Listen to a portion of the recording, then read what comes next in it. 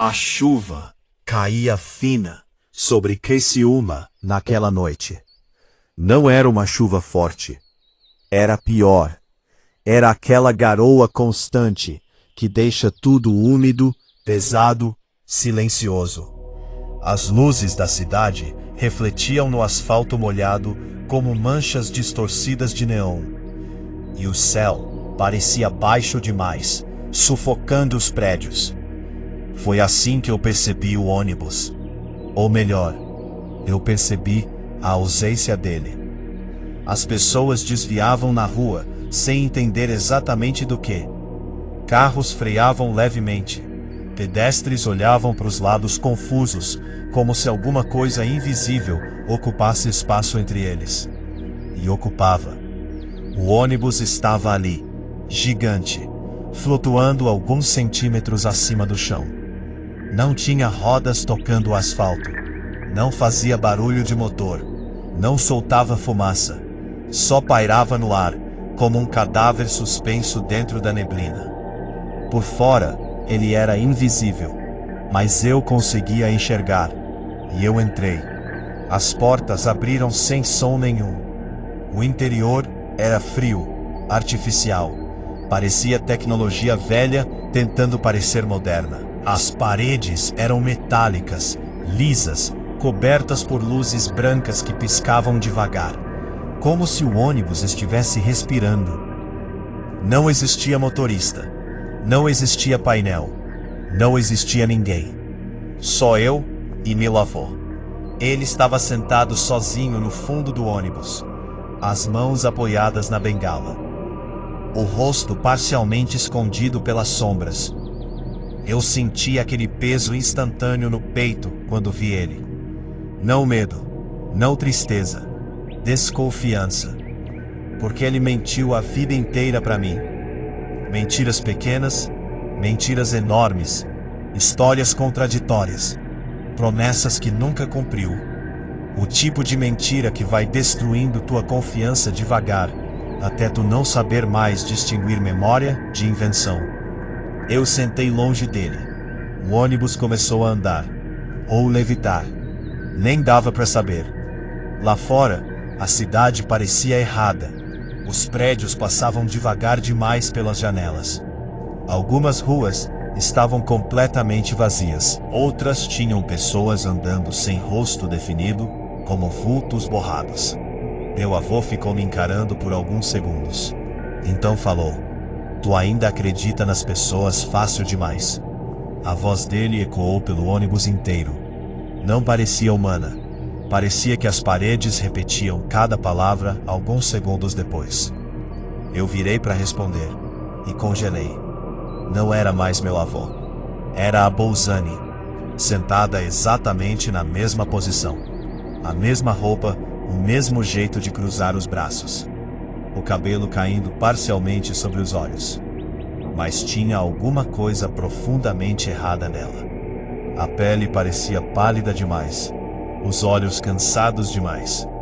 Ela olhava para frente sem me encarar, como alguém emocionalmente distante há muito tempo. E aquilo doeu mais do que deveria, porque no sonho eu sabia, ela tinha parado de falar comigo.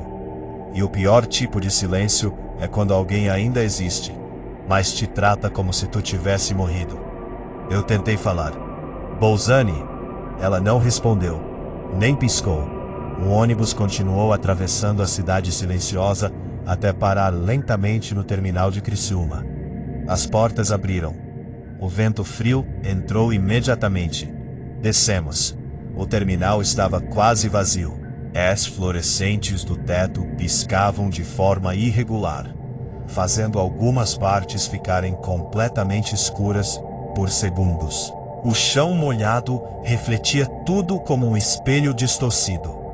Tinha poucas pessoas ali.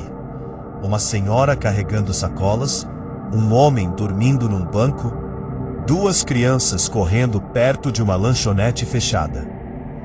Mas tudo parecia distante, artificial.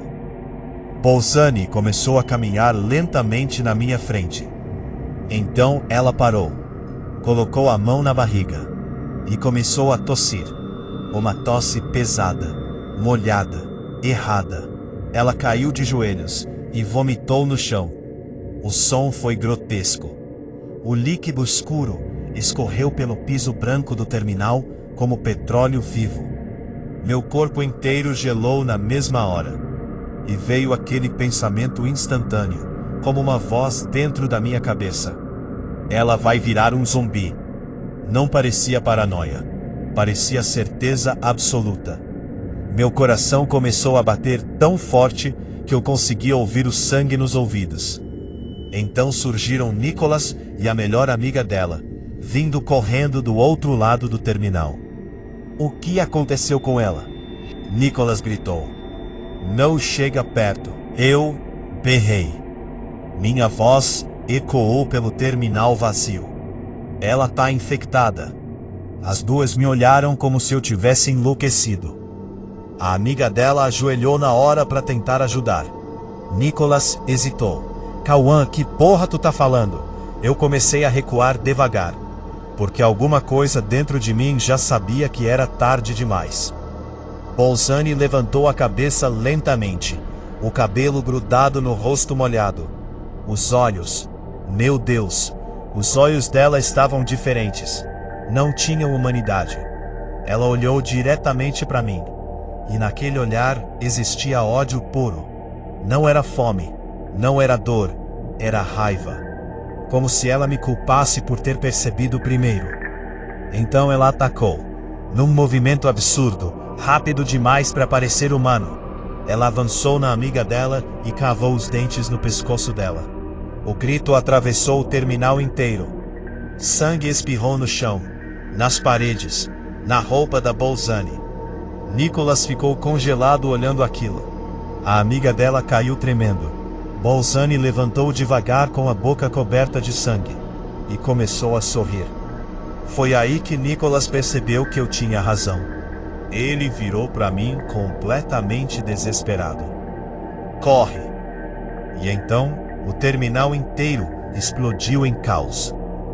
Pessoas começaram a surgir correndo de todos os lados. Gritos ecoavam entre os corredores.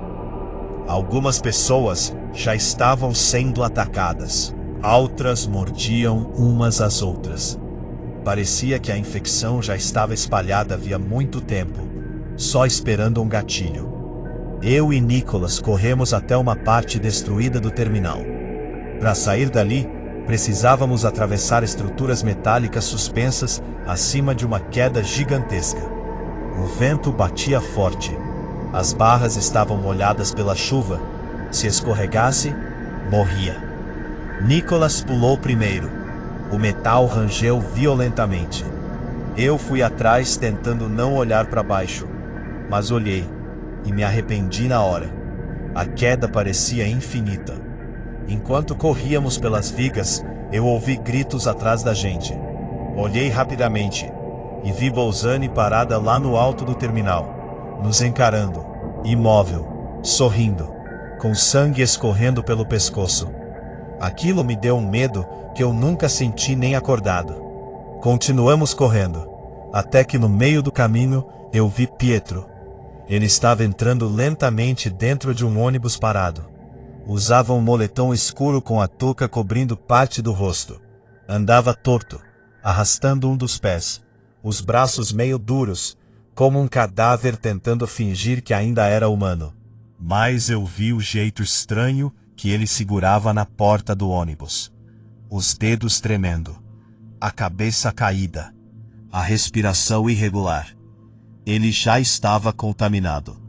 E o pior, ele parecia calmo, como se nem soubesse mais quem era.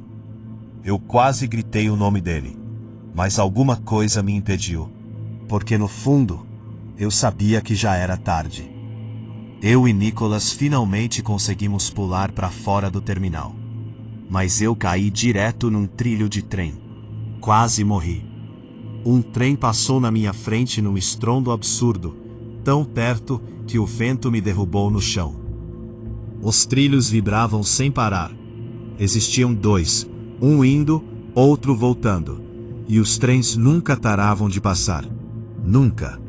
Era um atrás do outro. como se o mundo inteiro tivesse entrado num ciclo infinito. Subimos para os lados dos trilhos e começamos a caminhar. A cidade parecia morta agora, silenciosa demais. Só existia o som distante dos trens e da chuva. Então eu vi as formigas. E aquela foi a coisa mais perturbadora do sonho inteiro. Formigas enormes, do tamanho da minha mão, organizadas entre rachaduras do concreto. Mas o pior não era isso. Elas dirigiam carros minúsculos, carros feitos de metal enferrujado, como pequenas máquinas industriais. Uma delas passou carregando algo preto dentro do veículo. Outra virou uma esquina da parede do túnel e desapareceu. Eu parei completamente, sentindo um frio absurdo subir pela espinha. Nicholas, tu tá vendo isso? Ele ficou encarando também, e respondeu baixo. Elas são a causa. Ele falou exatamente o que eu estava pensando, na mesma hora, sem eu dizer nada. E aquilo foi pior do que as criaturas, porque significava que alguma coisa já estava conectando nossas cabeças. Continuamos andando pelos trilhos até chegar num túnel enorme. Escuro, úmido, frio. As luzes lá dentro piscavam fracamente. E no meio do túnel tinha uma mulher, uma faxineira. Ela segurava um rodo velho e um balde enferrujado. Não parecia infectada, mas também não parecia viva. Os olhos dela estavam completamente vazios. Ela só me encarava, sem piscar, sem respirar direito, como se estivesse esperando por mim, especificamente. Nicholas parou de andar. Eu senti um medo diferente naquele momento. Não medo de morrer, mas medo de entender tudo. Porque naquele ponto do sonho, parecia que tudo simbolizava alguma coisa. Meu avô mentindo. Bolzani virando algo monstruoso. As pessoas ignorando meus avisos. Pietro já perdido. As formigas controlando tudo escondidas. Os trens infinitos. Tudo parecia falar sobre coisas apodrecendo silenciosamente dentro das pessoas. E aquela mulher parecia o fim disso tudo. O fundo do túnel da minha cabeça. Eu olhei para ela. Minha garganta estava seca. Mesmo sentindo que não devia falar nada, eu disse: "Oi." Ela abriu um sorriso pequeno, vazio. E naquele instante, eu acordei.